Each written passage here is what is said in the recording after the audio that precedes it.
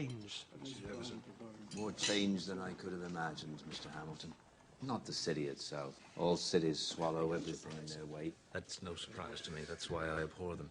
But I've been, as you know, in revolutionary France, where the streets are filled with the songs of liberty and brotherhood and the overthrow of ancient tyrannies of Europe, and to return from there to this, our cradle of revolution, and find the dinner table chatter is all of money and banks and authority is an unwelcome surprise.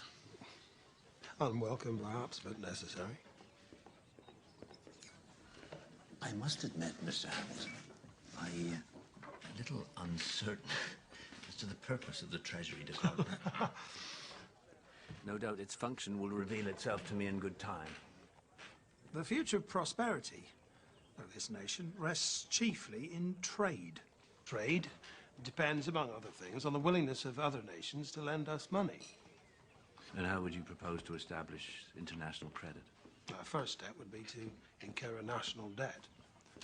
The greater the debt, the greater the credit.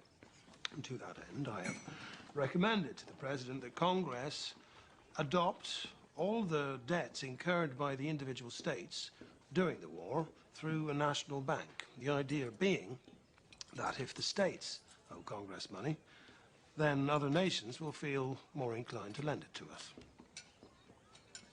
If the states are indebted to a central authority, it increases the power of the central government. You have it exactly. The greater the government's responsibility, the greater its authority.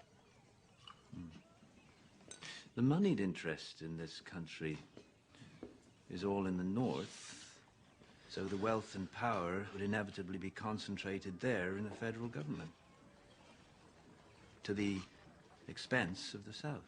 If that is the case, it is unavoidable if the Union is to be preserved.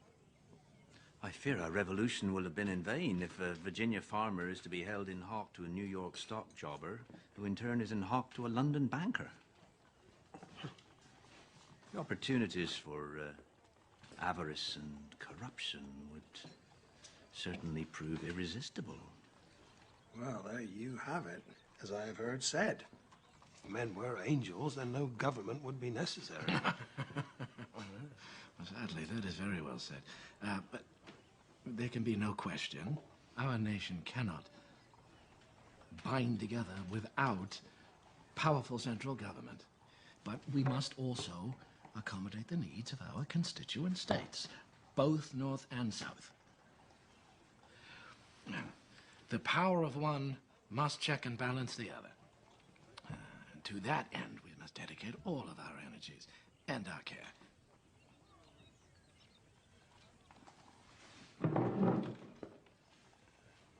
would like to welcome Mr. Jefferson home.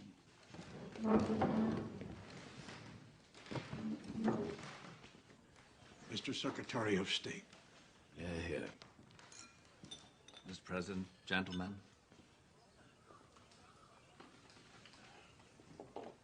There are cabinet matters that I would like to discuss. If you would excuse us, Mr. Adams. Please convey my regards to your wife.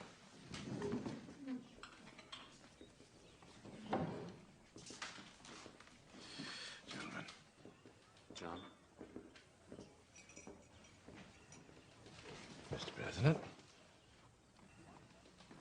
Mr. President, and nothing more.